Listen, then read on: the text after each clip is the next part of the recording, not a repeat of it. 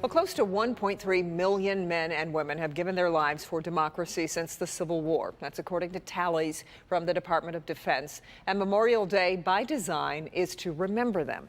But Paula Tutman talked to a local woman who says she has generations of reasons to be bothered by what Memorial Day has turned into. So for many of us, today has been an extra day off from work, a reason for a backyard barbecue.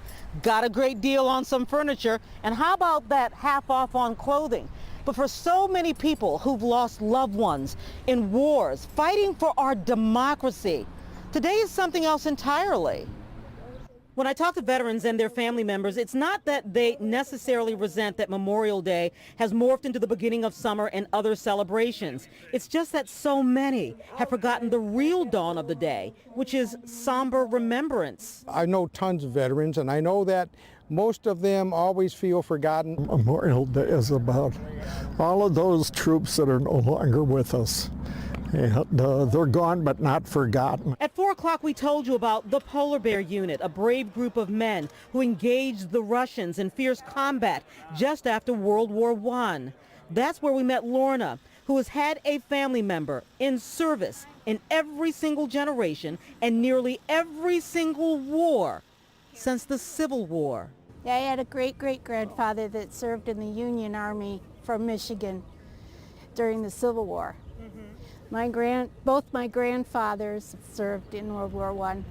My dad served in World War II. The fact that my grandfather, my father, my brother, my great-great-grandfather went and fought for their freedom, they don't understand that. She and her family are reverent about the day that is set aside as Memorial Day. These men and women have given up their time on your behalf.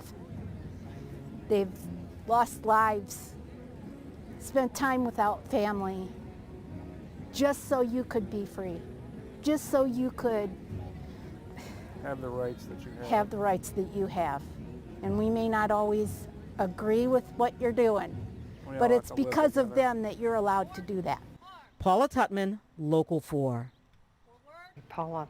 Well, it's the longest running Memorial Day parade in the state of Michigan. Today in Ferndale, the 101st annual parade to remember those who have passed away in service to our country. Plenty of people enjoying the beautiful weather and lining the parade route to pay tribute to fallen armed service members.